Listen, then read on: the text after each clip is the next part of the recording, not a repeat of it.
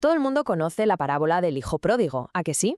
Es una de las historias más famosas sobre el perdón, la redención, en fin, todo eso. Pero, ¿y si un detalle que casi siempre pasamos por alto escondiera en realidad una capa de significado histórico fascinante? Pues venga, vamos a meternos de lleno en ello. La historia arranca con esta frase, que es clave. El hijo menor coge su herencia y, tal cual dice el texto, se fue a un país lejano. Esta frasecita es la que lo empieza todo, ¿eh? Pero ojo, porque también es la que planta la semilla del misterio que vamos a investigar. Y claro, aquí está la pregunta del millón, la que impulsa todo este análisis. ¿Dónde estaba exactamente ese país lejano? Porque el texto, bueno, el texto no lo dice, y eso, así de simple, convierte una historia que no sabemos de memoria en un verdadero enigma. A ver si podemos encontrar alguna pista. Vale, antes de meternos en faena, un repaso rápido a la historia por si acaso. La cosa es simple. Un hijo le pide a su padre la herencia por adelantado, se larga de casa, lo despilfarra todo viviendo a lo loco y claro, cuando llega una hambruna se ve en la miseria más absoluta. Es, en fin, la clásica historia de una caída y al final un regreso. Generalmente, cuando leímos lo del país lejano, lo interpretamos como una metáfora, ¿no? O sea, que se ha alejado espiritualmente de su familia, de sus valores, de su hogar. Pero, ¿y si hay otra forma de leerlo? ¿Y si, además de ese significado simbólico, tuviera uno literal? Hoy vamos a explorar justo eso, la posibilidad de que se refiera a un lugar geográfico real, un sitio con un contexto histórico muy, muy concreto. Venga, pues vamos a ponernos el sombrero de detective y a buscar pistas en el propio texto, porque es precisamente lo vago que es el relato lo que nos abre la puerta a la interpretación. Nos permite, jugar un poco a investigar una historia que tiene nada menos que 2000 años. Esto es súper importante, ¿eh? El texto, el Evangelio de Lucas, no da ni un solo detalle. No nos dice si el hijo se fue para el este, para el oeste, a una ciudad famosa o a un pueblucho perdido. Nada. Y esa ambigüedad, esa es, precisamente, la clave, el corazón del misterio que estamos intentando resolver. Entonces, si el texto es tan vago, ¿significa que es un callejón sin salida? ¿Que no hay forma de saber nada más? Bueno, no tan rápido. Porque sí que hay un detalle en la historia, un momento muy, muy específico en la caída del hijo que podría ser la clave de todo.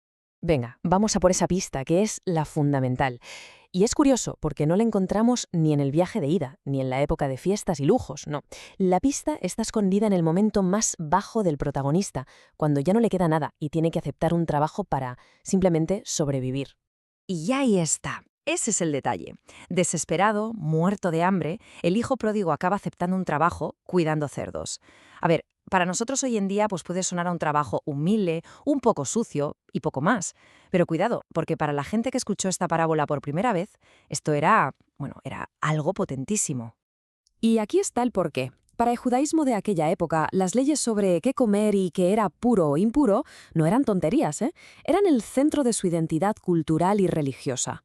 No comer cerdo era una forma de decir, nosotros somos diferentes a los pueblos paganos que nos rodean.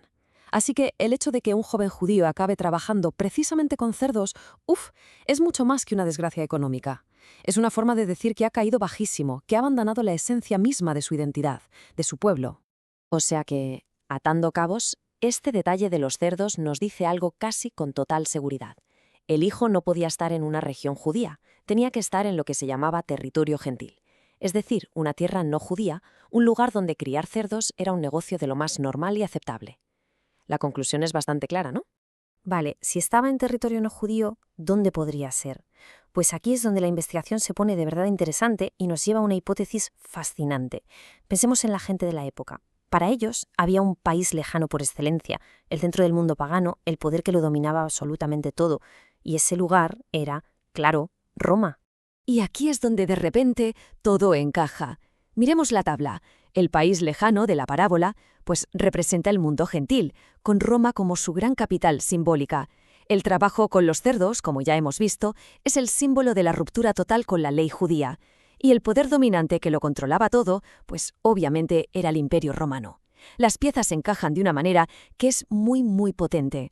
Ojo, un momento, que hay que aclarar algo muy importante.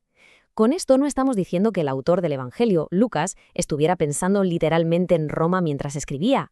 No es eso. Se trata de una posible lectura, una interpretación simbólica, una capa de significado que el público de la época, que vivía bajo el dominio romano, podría haber captado de forma casi inconsciente. Entonces, ¿de qué sirve todo esto? ¿Qué ganamos con esta interpretación? ¿Cambia en algo cómo entendemos esta historia que no sabemos de memoria? Pues vamos a ver de qué manera esta perspectiva enriquece el relato. Pues, para empezar, le añade una capa de contexto histórico que hace que la historia sea mucho más tangible, más real. También subraya el tremendo choque cultural que vive el hijo, lo que hace que su sensación de estar perdido sea mucho más profunda. Ya no es solo un chaval que se ha peleado con su padre y se ha ido de casa, no. Visto así, es un miembro de un pueblo ocupado que reniega de su identidad para abrazar la cultura del imperio que los oprime. La caída es muchísimo más dramática.